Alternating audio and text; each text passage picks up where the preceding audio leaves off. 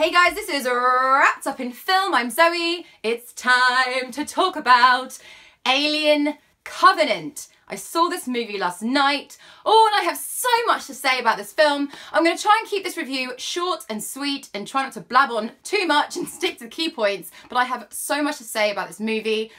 Let me just start off by saying I am not a fan of Prometheus. Really not a fan at all. I am, however, a huge fan of the first two Alien movies. Aliens, Alien 2 is probably one of my all-time favourite sci-fi movies. So does Alien Covenant have that alien feel? Yes, it slightly does have the feel. This is mainly due to the film score. Do you remember the original film score by Jerry Goldsmith? Very creepy and eerie. Probably one of the scariest film scores ever. Just so eerie, like you're in space and you don't know what's out there, and it's very clever use of sound. So yes, you know, it does have that feel to it, especially with the opening title sequence. I'm speaking really fast, so I'm going to try and slow down a little bit. The opening title sequence, very, very Alien. And then when the movie gets going, you know, it's very Prometheus again. One of my big niggles about this movie is that this team, they're just morons. They're just morons. You know, I don't want to talk about the plot too much, but they're landing on a new planet. You don't know who is there, what is going to be there. You know, is it hostile? Is it safe? And they just kind of swan around, they split up, they, you know, plod off, and, you know, it's just ridiculous. You would never do that. So there's a lot of other things that happen in the film that I was actually at one point almost shouting at the screen. I was like, oh my God, come on, you idiot, no! You know, so again, this happened a lot in Prometheus, if you remember. So yeah, that's one of my first niggles with this movie. Let's move on to a positive. This is directed by Ridley Scott. The legendary Ridley Scott. So of course, the shots in this film, I mean, it's stunningly directed. The shots are beautiful, you know, absolutely stunning. I don't know how they did some of it. Very, very clever indeed. So visually, this film is, you know, very mind-blowing.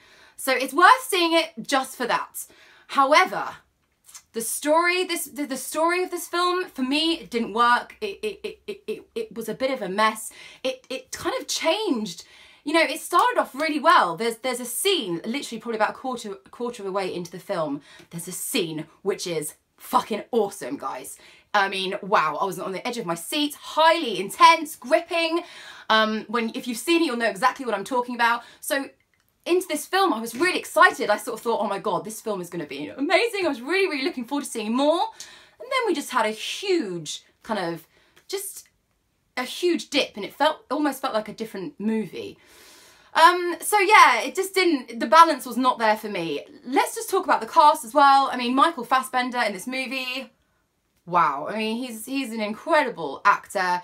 Some of the scenes in this film could not have been easy. He really worked hard on this movie, and he's a huge part of it as well. He carries it for me.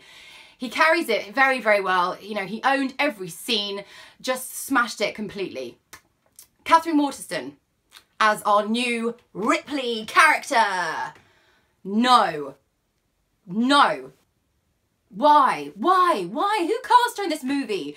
She's just boring.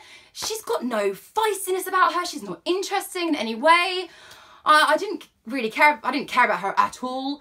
And I just wish they'd cast someone else. Someone more like a sort of Felicity Jones type character. Obviously, we can't use her because she's been doing Star Wars. But someone like that with a bit more oomph, you know? And some of the lines she delivered just felt really flat. Just so, you know, Sigourney Weaver trying to be, you know, like, let's kill this bitch, this motherfucking bitch, you know.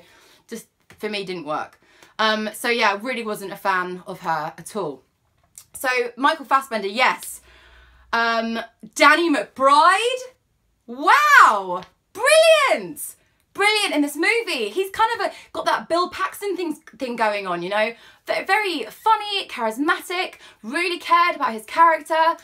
He worked really well in this film. I just didn't see enough of him. I just wanted to see more.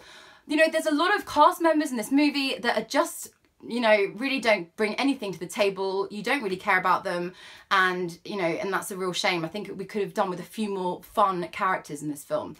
Also, my last massive niggle is that, bloody hell, this film is so fucking predictable. I basically predicted everything that was going to happen, and I don't want to ruin anything for you guys, because there are a few twists and things. I mean, ruin it, I say, but you're probably going to know exactly what's coming up anyway.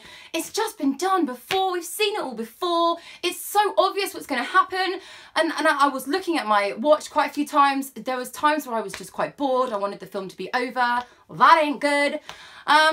You know, so I think, anyway, I think I've tackled all the main points I wanted to talk about without ruining too much for you guys. Let me move on to my rating. I'm going to rate this movie now, guys. I'm going to give this film a 60%. Okay, thank you so much for watching my review. Guys, who's seen this movie? What do you think? Comment below.